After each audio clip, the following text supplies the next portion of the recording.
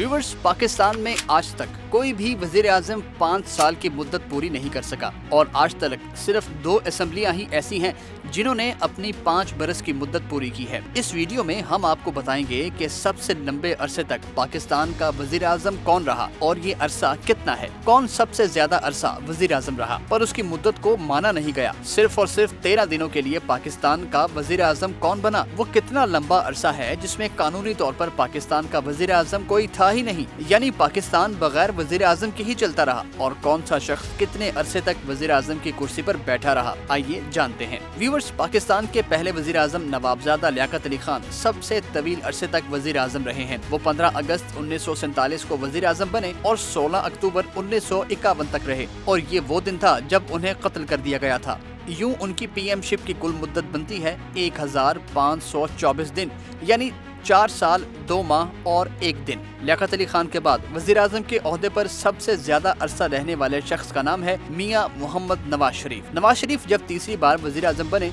तो वो सबसे ज्यादा वक्त वजीर आजम रहने वाले दूसरे शख्स बन गए। नवाज शरीफ तीसरी बार 5 जून 2013 से 28 जुलाई 2017 तक वजीर आजम रहे थे।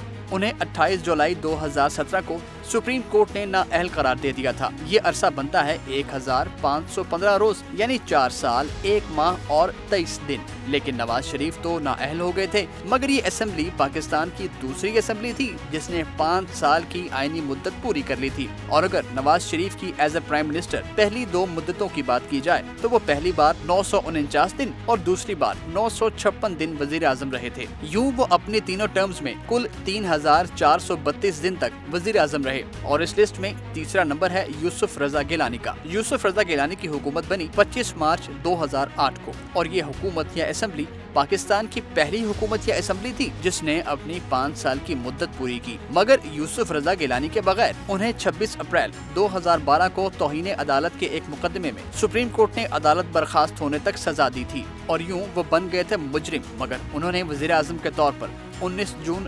2012 तक काम जारी रखा, और इसमें अदालत ने फैसला सुना दिया कि वो 26 अप्रैल 2012 को ही नाअहल हो गए थे और वजीर आजम नहीं रहे थे क्योंकि उन्हें सजा हो चुकी थी।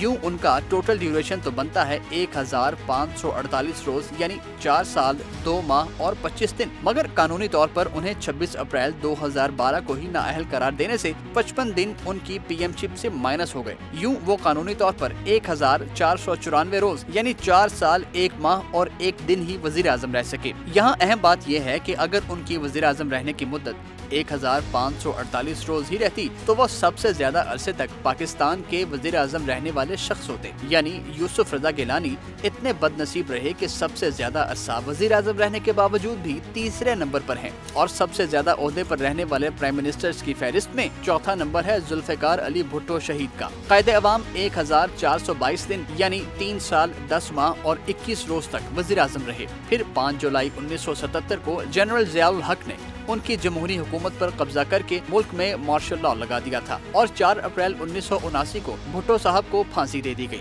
उनके अलावा बेनजीर भुट्टो शहीद पहली बार 613 और दूसरी बार 1114 दिन तक वजीर आजम रही। इन दोनों टर्म्स का टोटल ड्यूरेशन बनता है 1727 रोज। उनके अलावा नूरुल अमीन पाकिस्तान के वो वाहिद वजीर आजम है जो सिर्फ और सिर्फ 13 दिन के लिए प्राइम मिनिस्टर बने थे। और इससे भी हैरान कुन बात यह है कि कम से कम 21 साल तक पाकिस्तान बगैर किसी वजीर आजम के ही चलता रहा, और इसकी वजह है मुल्क में 1958 से 1977 और फिर 1977 से 1985 तक वजीर आजम का ओहदा ही खत्म कर दिया गया था, और मुशर्रफ दौर से पहले 3 साल भी मुल्क में कोई वजीर आजम नहीं था। और हाल की बात करें तो इमरान खान भी बतौर वजीर आजम अपनी 5 साला मुद्दत पूरी ना कर सके। यूं वो भी नई तारीख रकम करने में नाकाम रहे। अब देखना ये है कि क्या सूबाई असेंबलियां अपनी मुद्दत पूरी करती हैं या नहीं। वो नवाबजादा नसरुल्लाह खान ने कहा था ना कि कब अश्क बहाने से कटी है शबे हिजरा, कब कोई बला सिर्फ दुआओं से टली है।